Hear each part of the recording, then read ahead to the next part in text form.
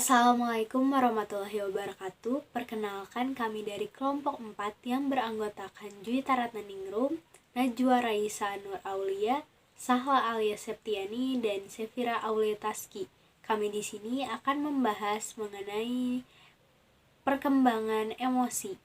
Video ini bertujuan untuk menuntaskan tugas perkembangan peserta didik sekolah dasar yang diampu oleh Bapak Ari Rahmat Riyadi, MPD, dan Ibu Dr. Evi Mulyasari, MPD. Sebelumnya, perkenalkan nama saya Juwita Ratnaningrum dengan NIM 2207089 yang akan memaparkan materi mengenai perkembangan emosi anak sekolah dasar. Perkembangan merupakan perubahan yang dialami oleh manusia. Proses bertambahnya kemampuan individu meliputi postur tubuh maupun fungsi pada tubuh, termasuk pada anak. Bisa ke arah lebih baik ataupun sebaliknya. Perkembangan tidak bisa berlewat begitu saja. Harus ada proses yang akan dihadapi oleh anak tersebut. Salah satu perubahan atas kemampuan sosial yaitu mengenai emosi pada anak. Emosi berasal dari kata emover atau emotus yang berarti mencerca, proses mendorong seseorang untuk melakukan sesuatu. Penggambaran atas keadaan diri dalam individu dengan warna yang efektif dapat diartikan sebagai sebuah pikiran dengan perasaan senang, sedih, kecewa, takut, marah, maupun kesal. Perkembangan emosi dapat diartikan sebagai sebuah proses atau perubahan yang dialami oleh seseorang dengan ditandai adanya perubahan biologis yang menimbulkan perasaan tidak terkontrol dari individu tersebut. Lingkup perkembangan emosi pada anak usia sekolah dasar bisa dilihat dari awal anak tersebut masuk ke sekolah. Semisal indikator perkembangannya adalah ibunya tidak boleh menemaninya sampai masuk ke dalam kelas. Dan mungkin awal-awal murid tersebut merasa takut karena sudah mengeluarkan emosi untuk pertama kalinya tidak mau ditinggal oleh ibunya. Tapi lambat laun saat dia bersekolah, dia akan terbiasa dengan kultur-kultur yang ada di sekolah, seperti harus terbiasa untuk menyelesaikan tugas, mengobrol bersama teman-temannya dengan perasaan riang, bertanggung jawab atas apa yang harus dia lakukan seperti membuang sampah dan sebagainya. Banyak sekali tahapan-tahapan perkembangan emosi pada usia anak sekolah dasar yang harus dipahami oleh setiap guru. Memahami pertumbuhan dan perkembangan emosi seorang anak tidaklah mudah.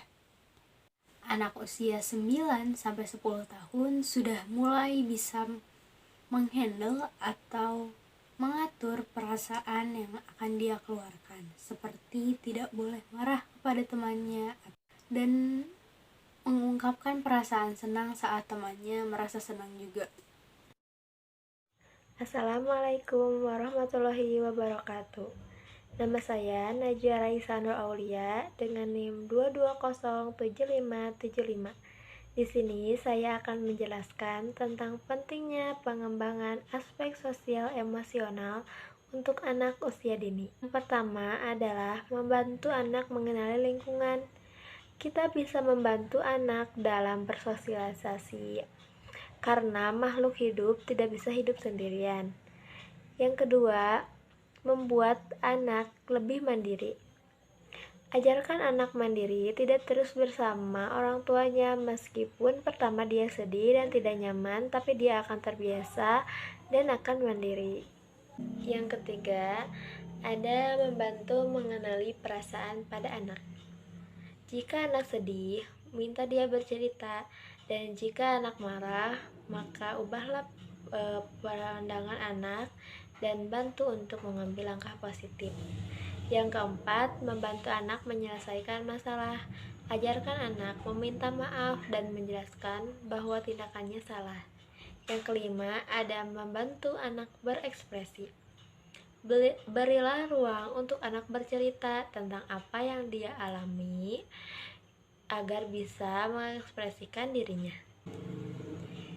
Sekarang saya akan menjelaskan tentang tujuan dari perkembangan sosial emosional menurut Maslihah 2008. Yang pertama, memperoleh pandangan tentang dirinya sendiri. Yang kedua, bertanggung jawab terhadap diri sendiri dan orang lain. Yang ketiga, berperilaku prososial dengan menunjukkan empati, bekerja sama, dan menyesuaikan diri dengan orang lain. Assalamualaikum warahmatullahi wabarakatuh. Perkenalkan, nama saya Sahala Alia Septiani dengan NIM 2207644 dari kelas 1E. Di sini saya akan menjelaskan faktor dan tahapan perkembangan emosi pada anak. Dalam proses pengembangan emosi anak sekolah dasar, guru harus mengetahui faktor apa saja yang mempengaruhi perkembangan emosi tersebut. Adapun faktor yang mempengaruhinya yaitu yang pertama, keadaan anak. Keadaan termasuk hal yang akan mempengaruhi kemampuan emosi anak.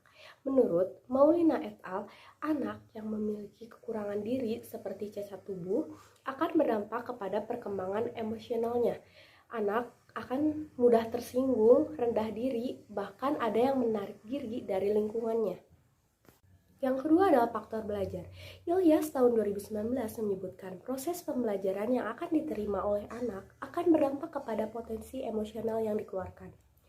Ada beberapa bentuk pembelajaran yang dapat mengembangkan emosi anak, yaitu belajar dengan coba-coba, belajar dengan meniru, belajar dengan cara mempersamakan diri dengan orang lain, belajar melalui pengondisian, dan belajar melalui pengawasan. Yang ketiga, konflik dalam proses perkembangan. Setiap fase perkembangan yang dilalui oleh anak akan mengalami konflik, dan biasanya anak akan selalu sukses dalam menyelesaikan konflik tersebut. Namun, apabila anak tidak menemukan adanya konflik selama fase perkembangan, maka kemungkinan besar anak mengalami gangguan emosi. Dan keempat atau yang terakhir, lingkungan keluarga.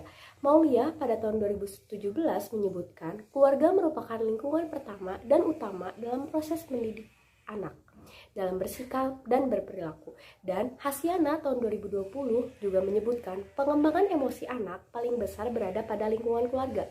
Apabila keluarga mampu memberikan emosi yang positif selama mendidik anak, maka pengembangan emosi anak akan berjalan dengan baik. Keempat faktor inilah yang harus dipahami oleh guru sekolah dasar maupun orang tua agar perkembangan emosi anak dapat berjalan dengan baik sesuai dengan fasenya. Selanjutnya adalah tahapan perkembangan emosi anak. Yang pertama, usia 5-6 tahun. Sebagian anak masuk SD di usia 6 tahun. Di usia ini, bermain bersama teman sebaya menjadi hal yang sangat menyenangkan baginya. Maka dari itu, pada tahap ini, ajarilah kemampuan sosial dasar seperti meminta maaf dan menghargai orang lain. Yang kedua, usia 7-8 tahun. Pada usia ini, anak umumnya duduk di kelas 1 dan 2 SD. Pada masa ini, anak makin memahami arti pertemanan dan mulai memiliki teman akrab atau sering disebut dengan sahabat. Ia akan belajar mengatasi masalah yang lebih rumit, rasa tanggung jawabnya pun makin berkembang. Lalu pada tahap ini, berikanlah kepercayaan kepada anak untuk melakukan pekerjaan rumah tangga sederhana, seperti merapikan kamar, menyiapkan buku, dan seragam sendiri. Ini akan melatihnya untuk lebih mandiri dan bertanggung jawab. Yang ketiga, usia 9 sampai dengan 10 tahun. Di kelas 3 dan 4, ibu mungkin menyadari anak lebih mengutamakan teman ketimbang keluarga. Ini tahap perkembangan anak SD yang harus ibu terima dengan lapang dada. Karena anak bertambah dewasa dan dunianya makin luas. Inilah periode di mana anak makin mandiri dan mulai membuat keputusannya sendiri. Setelah fase yang dilalui anak, yang bisa ibu dan ayah lakukan adalah memberinya ruang untuk mandiri, sekaligus mengajarkan batasan sesuai aturan dan nilai-nilai di rumah. Keseimbangan ini akan membuat anak lebih percaya diri serta menghargai dirinya sendiri dan orang lain. Assalamualaikum warahmatullahi wabarakatuh. Jika perkenalkan diri, nama saya Sepira Taski. Di sini saya akan menjelaskan tips cara mengendalikan emosi anak. merasa emosi dan marah adalah hal yang manusiawi. Yang penting kita bisa mengendalikan hal tersebut dan bukan sebaliknya. Lalu bagaimana cara kita untuk mengendalikan emosi anak SD? Memang bukan hal yang mudah, tapi itu tanggung jawab kita sebagai guru. Dan kita harus mengajarkan anak agar bisa mengendalikan emosinya secara baik. Nah, beberapa hal yang bisa dilakukan adalah yang pertama adalah bantu anak untuk mengenali emosinya. Ada beberapa tanda atau ciri-ciri kita saat marah. Yang pertama adalah jantung berdetak cepat, yang kedua otot-otot menegang, yang ketiga tangan mengepal, terus gigi gemeretak. Dengan mengenali tanda-tanda ini, anak punya kesempatan untuk memikirkan cara mengendalikannya sebelum emosi meledak tak terkendali. Jadi kita nanti sebagai guru, jika misalkan ada anak yang sudah terlihat nih ciri-ciri ketika dia marah, maka kita bantu untuk anak tersebut mengendalikan emosinya. Yang kedua adalah cari solusi bersama. Bangunlah komunikasi dengan anak untuk mengatasi kemarahannya bersama-sama.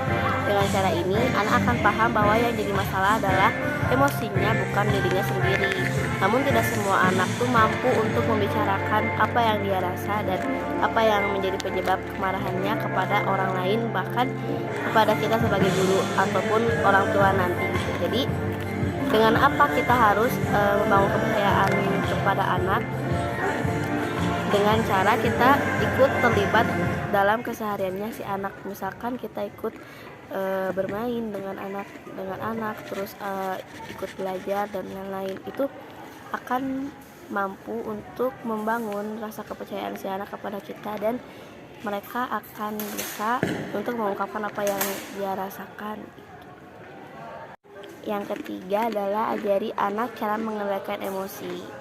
Berikut ini tips yang bisa kita ajarkan ke anak saat rasa marah mulai menghampirinya. Bernapas pelan sambil menghitung sampai 10, meninggalkan area konflik, membuka dan mengepalkan tangan untuk mengurangi ketegangan, terus mencari tempat untuk menenangkan diri dan berbicara dengan orang yang ia percaya, atau mengalihkan amarah dengan melakukan aktivitas yang lebih positif, misalnya bermain di taman atau berjalan kaki di alam terbuka juga akan meredakan emosinya. Tak hanya itu, misalkan kita mengajak dia untuk bermain game yang dia suka. Kukap sekian yang dapat kelompok for sampaikan. Wassalamualaikum warahmatullahi wabarakatuh.